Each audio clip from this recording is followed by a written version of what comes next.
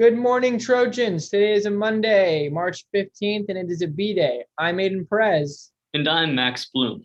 On today's program, we'll hear from Kiara Montihano with a story about the PHS Band during distance learning, as well as the restaurant review from Zoey Morley. But first, the news. In local news, a new petition created by Petaluma City School students has been in circulation over social media platforms. This petition is calling for direct reform of the hybrid learning model in terms of COVID-19 restrictions, feasibility of adequate classroom education, given teachers will be required to teach both in person and on Zoom simultaneously, and concerns of what the actual educational benefits, if any, will be obtained if we return to the hybrid model. On record now, we have words from two members of our student body, Ryan Giacomini and Sam Kramer, voicing their opinions on this topic. I'm totally for getting students back in school at a hybrid model, but I'm totally against the 3-week by 3-week schedule that the school board released for us, as it will be extremely difficult for students, especially AP students, to take their AP tests in late May or early June and possibly have not taken that class for 5 months. I do think that the petition is super awesome, and I love that students are speaking their voice, and it's getting a lot of recognition from other students, and I'm pretty sure there's close to like 330 signatures at the time I'm making this video, and I think it's really awesome that they are just speaking out against what they believe. Hi, my name is Sam Kramer, and I'm a junior at Petaluma High. I definitely have to say that I opposed the 3x3 schedule because it was definitely making the lives of AP students harder. And also, it definitely increases unnecessary coronavirus exposure because not all the teachers will be vaccinated and none of the students will be. But I really like the new proposal spearheaded by, the petition and also Mr. Eveland. And I think that'll be much better for everyone because those that want to actually go to hybrid will have the choice to do so. But those that want to keep in distance learning, it's not so bad, but I think you got to recognize that the quality of teaching might be reduced because teachers have to monitor more things. Thanks, Sam and Ryan. I'm sure you have echoed many students' opinions regarding the return to in-person learning.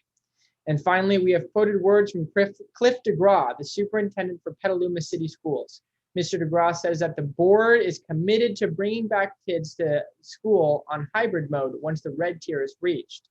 And sadly, news related to the alternating A and B day schedule, Mr. DeGraw stated that per Sonoma County COVID restrictions, the hybrid model will only allow students to return to school as a maximum of 3 classes at a time for a maximum of 3.5 consecutive weeks at a time. But the board has devised a way to have half of the students in school on A days and at home on B days, and vice versa with the other half of the students who decide to return to school, thus allowing for both in-person instruction and alternating A and B days. In national news, the House of Representatives passed a $1.9 trillion stimulus package last Wednesday. The bill was sent to President Biden for his signature as Democrats prepared to push through new payments to households and other aid measures without any Republican support. The relief bill offers $1,400 checks to many Americans and an extension of a $300 weekly jobless aid supplement. The Republicans called the proposal unnecessary because they believe the economies of many U.S. states will improve because of increased COVID-19 vaccinations. Democrats have called the bill necessary to sustain the economic recovery and mitigate the pain caused by a year of economic restrictions. Biden stated that, quote, "This historic legislation is about rebuilding the backbone of this country and giving people in this nation a fighting chance," unquote. And finally, in international news, there have been thousands of major earthquakes in Iceland over the past few weeks. According to the Icelandic Meteorological Office, around 17,000 earthquakes have hit in the southwestern region of Reykjanes in the last week of February and the first weeks in March. The quakes have caused little damage so far, but that's not the earthquake themselves that many experts are worried about. It is the fear of the massive volcano eruption. In 2010, a series of earthquakes, much like what is happening now, sparked a major volcanic event. Those eruptions disturbed air travel as thousands of flights between the US and Europe were canceled due to huge clouds of volcanic ash and debris that littered the skies over the Atlantic. If these current earthquakes cause similar volcanic activity, then the consequences on air travel and worldwide commerce would be severe, even during the COVID-19 pandemic. This week, we have our first sports news. Petaluma High School's cross-country team faced off against Justin Siena last week. Before we tell you the scores, you should know that cross-country is scored like golf, with low scores being good. The results of last week's meet are: junior varsity boys won 18-43, with top 3 finishes from Joe Lauritsen, Wyatt Mills, and Brady Selstrom.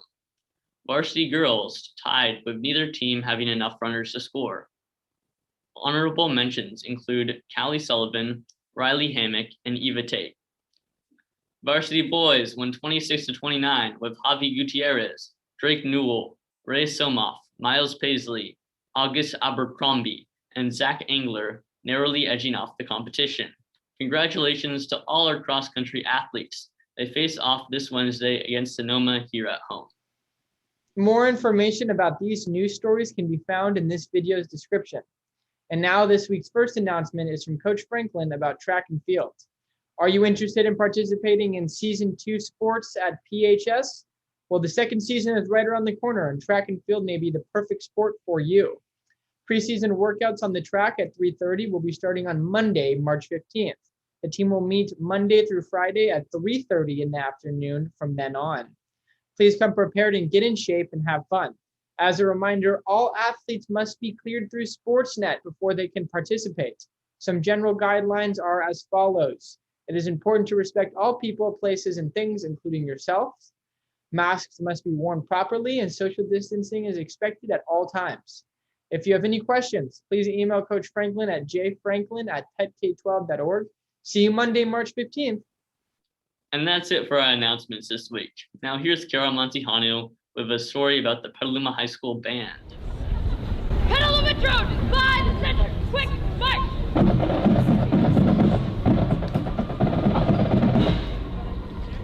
Petaluma High School Marching Band has always been an important part of the Petaluma community. They have performed in city parades, school events, and band competitions throughout the state, including the happiest place on earth, Disneyland. However, when COVID-19 shut us down, it took the schools with it and forced students into a digital learning environment. The biggest struggle for music classes is that due to the latency of the internet and trying to sync up with various music instruments, it's just simply not possible. So the problem is that you can't have people play together without it sounding chaotic. I would have to say, unfortunately, a lot of joy gets sucked out of the activity. I hate to say it, but I feel like as much as music is such an incredible way of expression, and not only that, but just like a way of fun, it can only go so far when you're doing it alone. I immediately, when I got back in person, I was like, this is awesome. I love it. I'm never going back. Because at this point, you know, we have Zoom, we're playing together and it's great, but we can't hear each other. It makes it very tedious, almost like it's a chore or a job. The in-person band sessions are completely COVID safe to ensure everyone's safety. The wind instrument players, they have to wear a special mask that keeps their face covered while they're playing their instruments. So you're wearing the face mask, there's a little hole right here that allows you to put the mouthpiece into your face mask and then actually play while your face is covered. Members of the band are excited to get back in person as soon as possible. I'm Kiara Montihano from TBC, and now back to the anchor desk. Thanks, Kiara. Our next segment is Quick Bites with Zoey Morley. Hello, and welcome to Quick Bite. My name is Zoe, and I've got some reviews and recommendations on local restaurants just for you. Today, we will cover Elroy's Mexican Grill, which is a Mexican counter-serve eatery offering a menu of tacos, tortas, and more in a contemporary space. They are located on the west side of Petaluma at 210 Edith Street, where orders can be taken to go. Outdoor seating is also available, but quite limited. My go-to is the carne asada super burrito with refried beans. When I am not in a burrito mood, I go for the steak quesadilla with guacamole and sour cream on the side. Next time you're craving Mexican, make a trip to Elroy's. Thanks, Zoe. I'm definitely looking forward to trying out that restaurant. And that's it for this week's program. Stay safe out there, Trojans. This is Trojan Broadcast Channel, and make it a great day.